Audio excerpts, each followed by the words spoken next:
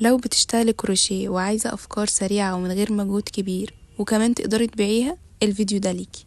كمان تقدري تعملي منهم هدايا، فتابعي معايا وشوفي الفيديو.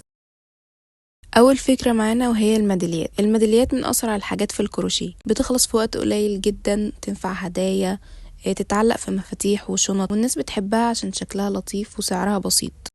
عندكم بقى ميدالية الطماطم او طمطم، دي بقى ترند الفترة دي بشكل مش طبيعي، صغيرة وكيوت وسهلة في التنفيذ، تنفع ميدالية مفاتيح او شنطة او حتى هدية، والاحلى انها بتتعمل في وقت قليل جدا وبتتباع بسرعة، فلو بتدوري على حاجة سريعة وتكسب، ميدالية طمطم دي اختيار مناسب. وكمان شرحت طريقتها بالتفصيل في الفيديو اللي قبل ده.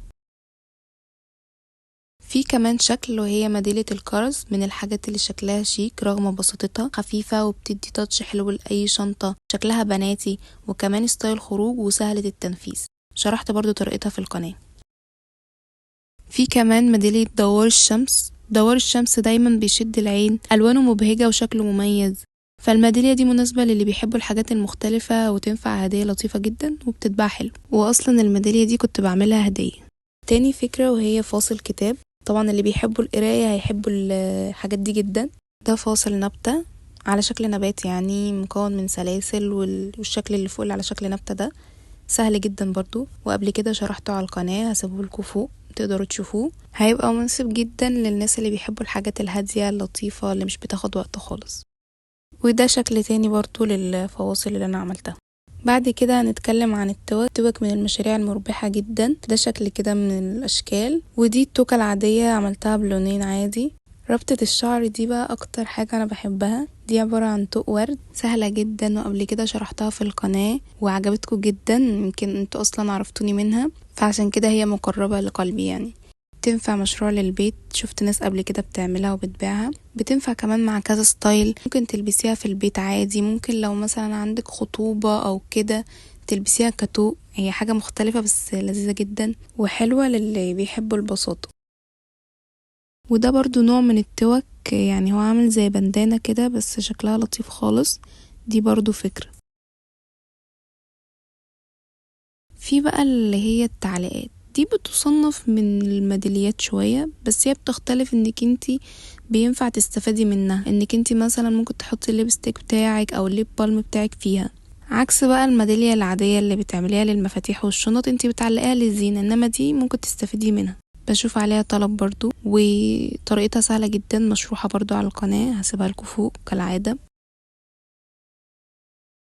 حبيت اضيف الفيديو ده كده في النص عشان حسيت السنة بتاعت 2023 دي السنة اللي اتعلمت فيها كروشيه، فكانت حاجات سهلة اللي انا عملتها، حاجات صغيرة، فحبيت اضيفها.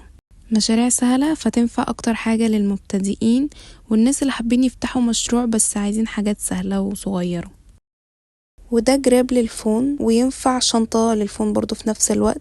طريقته كانت سهلة يعني لدرجة ان انا فاكرة ان انا قعدت فيه قعدة بس وخلصته.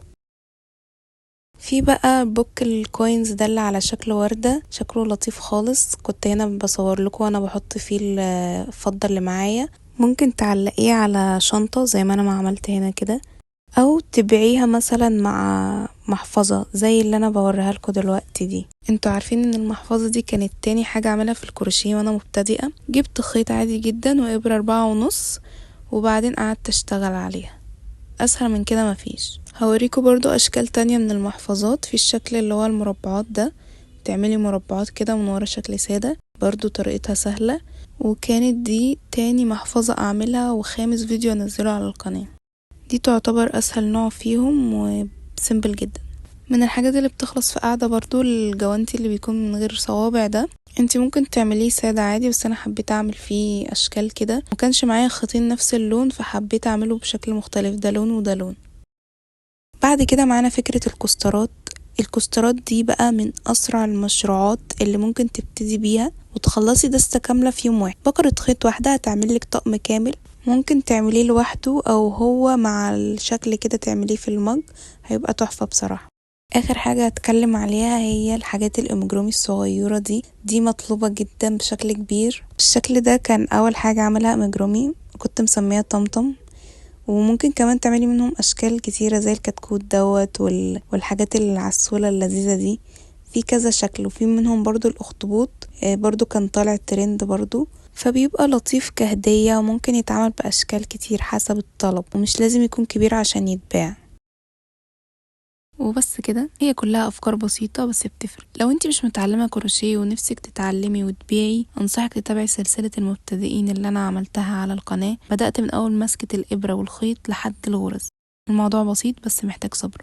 قولولي بقى ايه اكتر فكرة انتوا حبيتوها. ما تنسوش تعملوا لايك وكومنت وسبسكرايب للقناة، واشوفكم في الفيديو الجاي ان شاء الله.